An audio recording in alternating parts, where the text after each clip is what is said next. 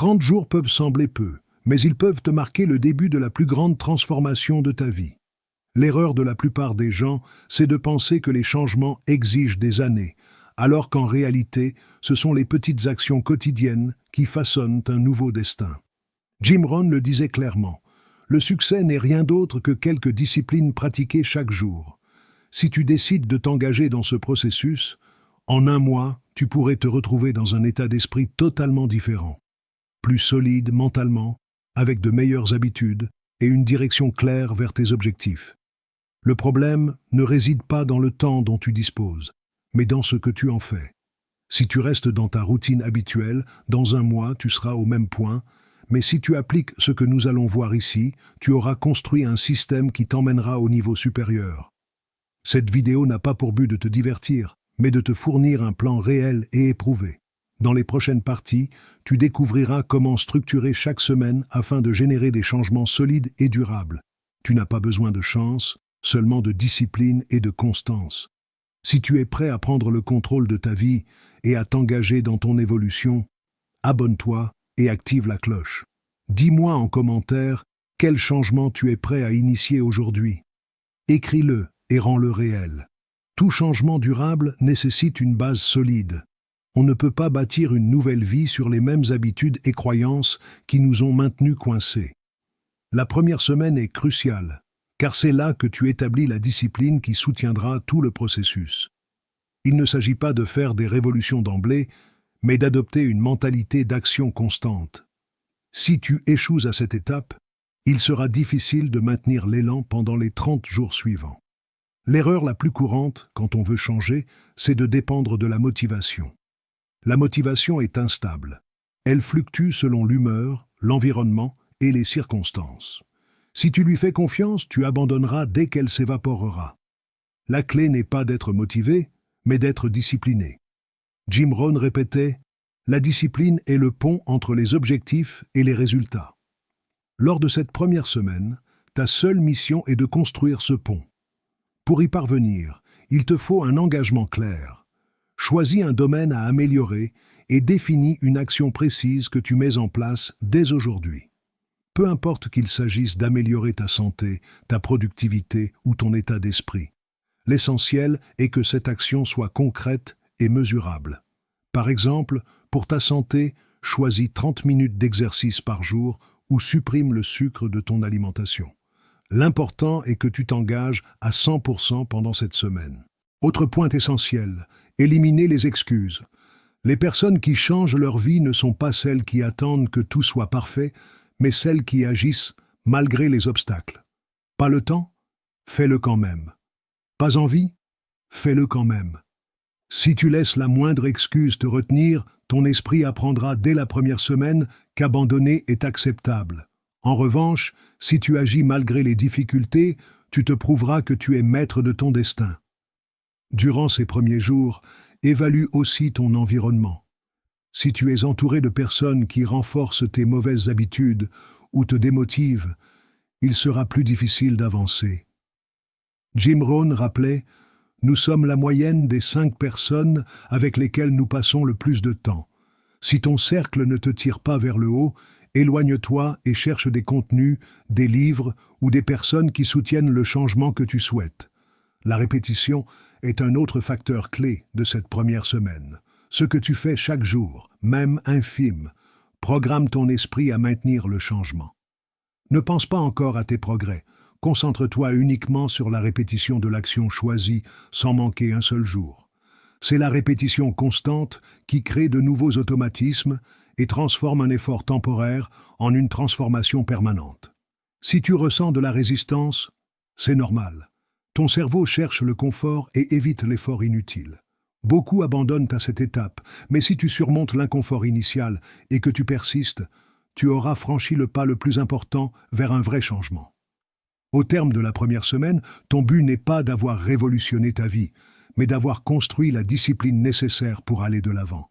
Si tu parviens à tenir ces 7 jours sans faillir, tu auras prouvé que tu peux soutenir le changement, et alors les 30 jours restants seront bien plus faciles. Si tu as relevé ce défi de la première semaine, félicitations, tu as déjà accompli un grand pas. Dès la deuxième semaine, Ton objectif évolue de simplement maintenir la discipline à commencer à percevoir les effets des petites actions que tu as mises en place. Souvent, le problème n'est pas le manque d'efforts, mais l'attente de résultats instantanés.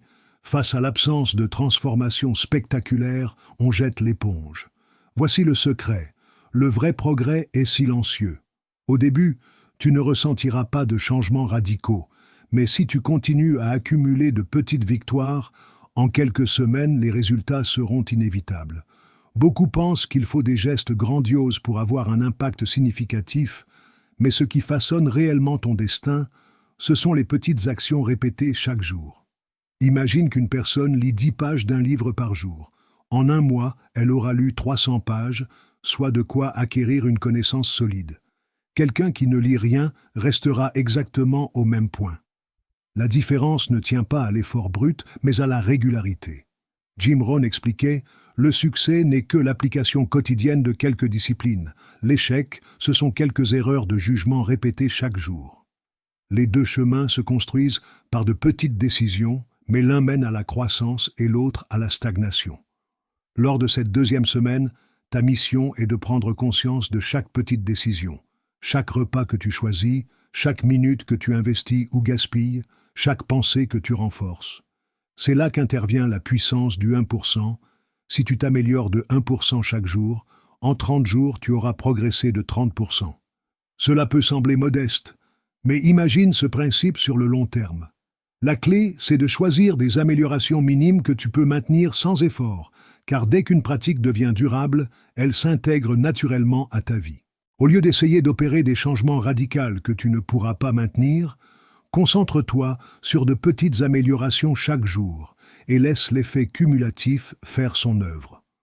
Pour que cette stratégie fonctionne, sois attentif à ce que tu consommes. Ton esprit est comme un jardin et ce que tu y sèmes finira par pousser. Si tu passes des heures à regarder du contenu sans intérêt, à côtoyer des personnes négatives ou à nourrir des pensées destructrices, peu importe tes actions, tu saboteras ta propre croissance. Tout comme le corps se transforme selon la nourriture qu'il reçoit, ta mentalité se façonne en fonction de l'information que tu absorbes. Pendant cette deuxième semaine, tu dois aussi commencer à visualiser les changements que tu es en train d'opérer. Le progrès peut être lent, mais si tu ne le reconnais pas, ton esprit ne l'enregistrera pas comme une victoire. Tiens un journal, note chaque petite réussite. Chaque fois que tu choisis une action positive plutôt que de retomber dans une ancienne habitude. Ne sous-estime pas la puissance de consigner tes progrès. Relire tes notes renforcera la conviction que tu es en train de changer. Un autre point clé cette semaine est d'éviter la complaisance. Lorsque l'on perçoit de petits changements, on a parfois tendance à relâcher l'effort, pensant en avoir déjà fait assez. C'est une erreur qui compromet tout le progrès. Car dès que tu cesses d'appliquer les actions qui t'ont mené jusqu'ici, tu commences à régresser. Le véritable changement n'est pas un effort ponctuel, mais un engagement continu. Si tu as maintenu ta discipline jusqu'à présent, tu as déjà fait plus que la plupart, mais ce n'est que le début. En troisième semaine, porte ce processus au niveau supérieur en éliminant les blocages mentaux qui freinent ton évolution. Ce qui vient maintenant est crucial pour t'assurer que ce changement ne soit pas temporaire mais durable. À ce stade, beaucoup constatent des améliorations, mais se heurtent à de nouveaux obstacles. Des schémas de pensée qui sabotent le processus. Des croyances comme « je ne suis pas assez bon »,« cela ne fonctionne pas » ou « je ne mérite pas ce changement » surgissent plus fort.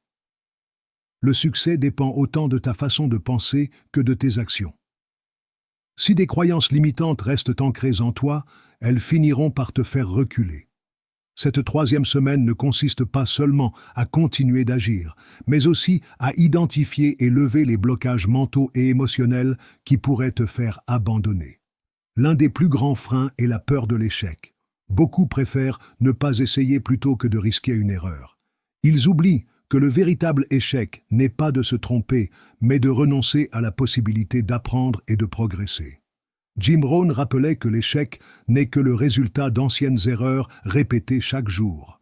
Si tu remplaces ces erreurs par de petites actions justes, ton destin évoluera inévitablement. Un autre obstacle fréquent est la peur du changement. L'esprit humain recherche la sécurité, et toute nouveauté peut sembler menaçante. Mais si tu restes dans ta zone de confort, tu ne découvriras jamais ton plein potentiel. La croissance survient quand tu oses sortir de l'inconnu et repousser tes propres limites. Il existe aussi des blocages environnementaux. Si tu es entouré de personnes qui ne croient pas au développement personnel, leur état d'esprit t'affectera à terme. Jim Rohn disait que l'on devient la moyenne des 5 personnes avec qui on passe le plus de temps. Si ton cercle ne te tire pas vers le haut, cherche de nouvelles influences. Même si tu ne peux pas changer immédiatement ton entourage, modifie ce que tu consommes. Privilégie des livres, des vidéos, des podcasts et tout contenu qui renforce ta mentalité de croissance. Si jusqu'ici cette vidéo a déjà changé ta perspective, imagine ce que tu pourras accomplir en appliquant ces principes. Abonne-toi et active la cloche, car la suite pourrait transformer ta manière de voir l'avenir. Partage en commentaire quel a été ton plus grand blocage jusqu'à présent. Écris-le et rends-le conscient. Pour éliminer ces freins, fais ce que peu osent. Remets en question tes croyances et ton identité actuelle. Si tu te répètes que tu n'es pas discipliné, que le succès est difficile ou que tu n'as pas de chance, tu programmes ton esprit pour échouer. Mais si tu commences à défier ces convictions et à agir en contradiction avec elles, tu finiras par les briser et construire une nouvelle version de toi-même. À ce stade, le pire serait de rester prisonnier de la même mentalité qu'avant. Si tu veux un changement durable, élargis ta façon de penser et abandonne toute croyance qui te limite. Car la véritable croissance ne consiste pas seulement à modifier tes actions, mais aussi à redéfinir ce que tu considères possible pour toi. Si tu es arrivé jusqu'ici, tu as déjà parcouru plus de chemin que la majorité de ceux qui entreprennent de changer leur vie. Maintenant, lors de la 4e et dernière semaine, l'objectif est de faire en sorte que ces transformations ne soient pas éphémères, mais qu'elles deviennent une part intégrante de qui tu es. Il ne suffit pas d'avoir fait les choses différemment pendant 30 jours. Tu dois intégrer ces habitudes et cette mentalité pour que le changement soit permanent. Le véritable succès n'est pas un objectif ponctuel atteint, mais un mode de vie que tu choisis chaque jour. L'une des erreurs les plus courantes après un défi comme celui-ci est de se relâcher et de revenir à l'ancienne routine. Si tu le fais, tout ce que tu as construit s'effacera en quelques jours. La clé est de continuer à avancer, de ne pas voir ces 30 jours comme une simple expérience, mais comme le début d'une nouvelle manière de vivre. La transformation ne naît pas d'un événement isolé, mais de la répétition constante d'actions alignées avec la personne que tu souhaites devenir. Jim Rohn enseignait que la clé du développement personnel ne réside pas dans ce qu'on fait occasionnellement, mais dans ce qu'on fait régulièrement. Adopter le comportement d'une personne disciplinée pendant 30 jours ne fait pas de toi quelqu'un de discipliné. En revanche, si tu continues jour après jour à agir de cette manière, ton identité finira par changer et la discipline deviendra naturelle. Il ne s'agit pas seulement d'habitude, il s'agit de l'histoire que tu te racontes sur qui tu es. C'est là que beaucoup échouent. Ils considèrent ces changements comme externes. Ils disent « je veux être plus productif » au lieu de « je suis une personne productive » et continuent de croire que le changement est un effort temporaire plutôt qu'une part essentielle de leur nouvelle identité.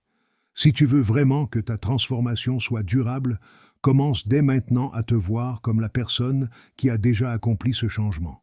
Le cerveau humain recherche la cohérence entre nos croyances et nos actions. Si tu continues à t'identifier à la personne que tu étais avant de commencer ce processus, tu finiras par te comporter comme elle. En revanche, si tu adoptes une nouvelle identité et agis en accord avec elle, ton esprit s'alignera sur cette version de toi. Au lieu de lutter pour conserver des habitudes positives, celles-ci deviendront naturelles, car elles seront en harmonie avec la personne que tu es devenue. Pour que cela fonctionne, il est crucial de t'entourer de stimuli qui renforcent ta nouvelle mentalité. Si, après ces 30 jours, tu remets à consommer le même contenu, à passer du temps avec les mêmes personnes négatives et à t'exposer aux mêmes environnements toxiques, ta mentalité reculera. À l'inverse, si tu continues à nourrir ton esprit d'idées qui te poussent vers l'avant et à fréquenter des personnes qui soutiennent ta croissance, le changement se consolidera. Une autre méthode puissante pour maintenir ces changements est la visualisation. Imagine-toi dans 6 mois, 1 an ou 5 ans, si tu poursuis ce que tu as appris. Comment est cette version de toi? Comment agit-elle? Comment pense-t-elle? À chaque doute ou tentation de retomber dans d'anciennes habitudes, rappelle-toi de cette image et demande-toi: est-ce que ce que je fais maintenant me rapproche ou m'éloigne de cette version de moi? Ce n'est pas une fin, mais un commencement. Ce que tu as accompli pendant ces 30 jours n'a pas seulement consisté à améliorer quelques habitudes, mais à poser les fondations d'une vie nouvelle pour toujours. La différence entre ceux qui continuent à avancer et ceux qui stagnent est simple. Les premiers voient chaque victoire comme une marche vers le haut, tandis que les autres la considèrent comme une destination et s'arrêtent là. Dans quel groupe veux-tu être? Après 30 jours de transformation, 2 chemins s'offrent à toi: poursuivre ton évolution ou retomber dans tes anciens schémas. La différence entre ceux qui transforment véritablement leur vie et ceux qui reprennent leurs vieux réflexes n'est ni la chance ni le talent, mais la capacité à maintenir l'engagement quand l'émotion et la nouveauté s'estompent. Si tu veux que ce changement soit permanent, tu dois comprendre ce qui distingue les progressistes des stagnants. Le premier facteur est la mentalité de croissance. Ceux qui ne cessent d'évoluer ne voient pas ces 30 jours comme une simple expérience, mais comme le lancement d'un nouveau standard pour leur existence. Ils n'attendent pas de résultats immédiats ni de formules magiques. Ils ont compris que la clé réside dans la constance. À l'inverse, ceux qui échouent estiment que l'effort a une fin. Au bout d'un mois, ils peuvent se relâcher et retourner à leurs anciennes habitudes sans conséquence. Un autre point crucial est la gestion de l'inconfort. Ceux qui changent vraiment savent que l'évolution est inconfortable et que chaque nouvelle étape apporte son lot de défis. Au lieu de fuir l'effort, ils l'affrontent, l'acceptent et s'en servent pour se renforcer. Ceux qui abandonnent, en revanche, croient que le chemin deviendra plus facile et n'ont pas compris que la véritable transformation naît quand on apprend à avancer malgré la difficulté. La discipline est le troisième grand différenciateur. Tu n'as pas besoin de motivation pour changer ta vie. Tu as besoin de discipline pour maintenir ce changement quand la motivation disparaît. Jim Rohn disait « La discipline pèse des grammes, mais le regret pèse des tonnes ». Ceux qui progressent sont ceux qui ont fait de la discipline un réflexe, tandis que ceux qui échouent dépendaient de l'inspiration pour agir. L'environnement joue également un rôle fondamental. Si, après ces 30 jours, tu restes entouré de personnes qui ne valorisent pas le développement, critiquent tes progrès ou renforcent les mêmes habitudes qui t'entravaient, il te sera difficile de tenir le cap. Ceux qui évoluent comprennent qu'il faut s'entourer de stimuli qui confortent leur nouvelle mentalité. Même si tu ne peux pas changer tout de suite ton cercle proche, tu peux contrôler ce que tu consommes, ce que tu lis et à qui tu prêtes l'oreille. La prise de responsabilité est un autre facteur clé. Ceux qui avancent ne se voient pas comme des victimes des circonstances et n'attendent pas que la chance ou les conditions externes leur sourient. Ils prennent le contrôle total de leurs actions et décisions.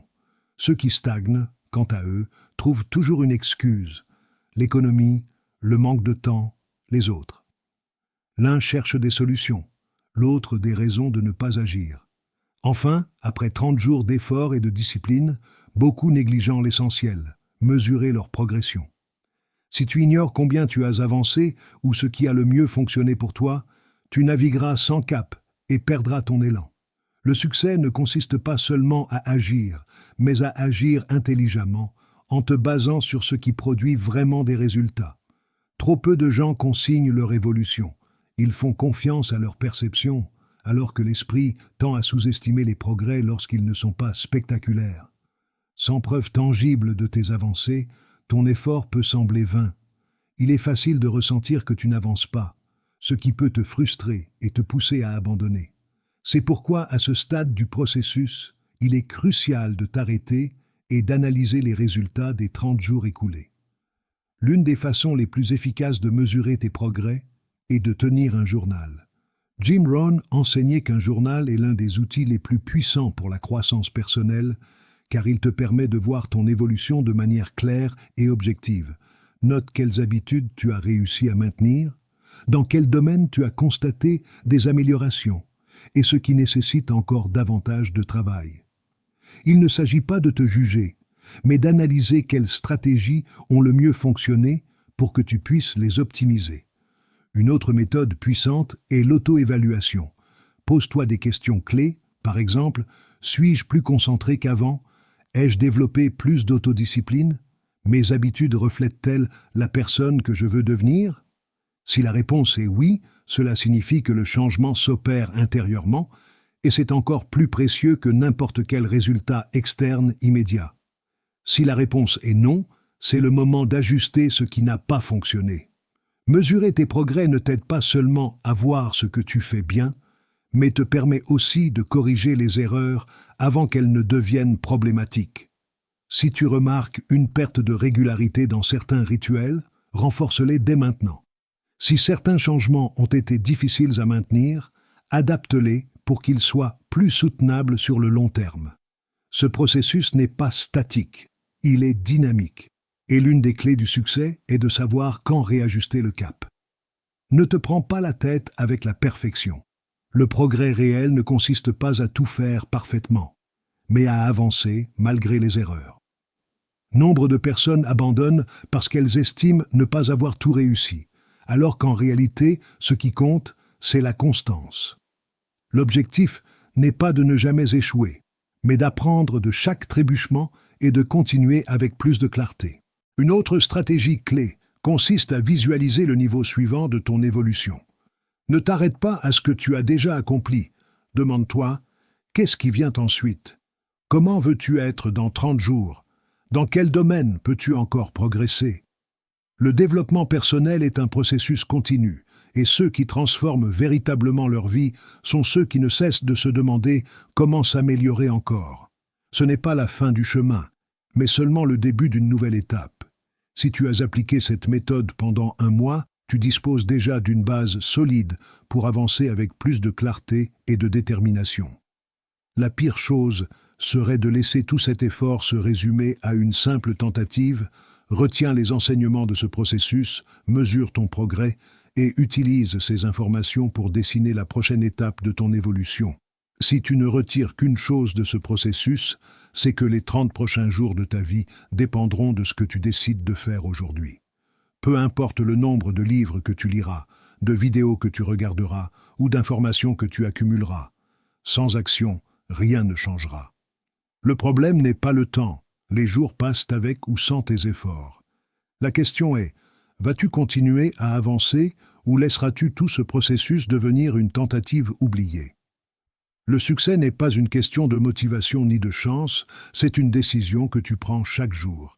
Si, après ces 30 jours, tu retournes aux mêmes anciennes habitudes, tu te retrouveras rapidement exactement là où tu as commencé.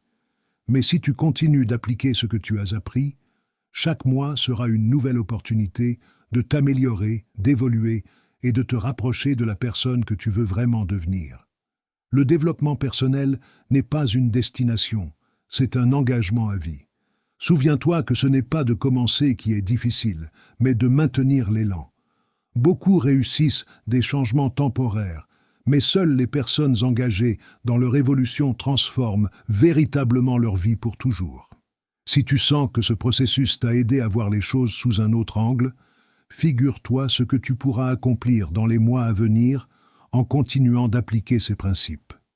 Ne laisse pas le progrès déjà accompli se perdre par manque de constance.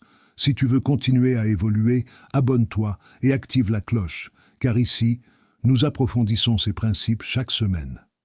C'est un espace pour ceux qui sont prêts à arrêter d'attendre et à commencer à construire leur meilleure version. Dis-moi dans les commentaires quel changement tu vas mettre en place dès aujourd'hui pour t'assurer que ces 30 jours ne soient que le commencement. Écris-le, partage-le et rends-le réel. Le temps ne s'arrête pas et la vie n'attend pas que tu te sentes prêt. Si tu laisses passer les jours sans prendre de décision consciente, dans un an, tu regretteras de ne pas avoir commencé plus tôt. Mais si tu décides d'agir aujourd'hui, dans un an, tu seras reconnaissant d'avoir pris cette action que tant de gens continuent de repousser. Tout dépend d'une décision, et cette décision est entre tes mains. Ton avenir se construit maintenant. Prends la décision, Engage-toi à évoluer et ne regarde pas en arrière, car dans quelques mois, tu regarderas ce jour et réaliseras que c'est ici que tout a commencé.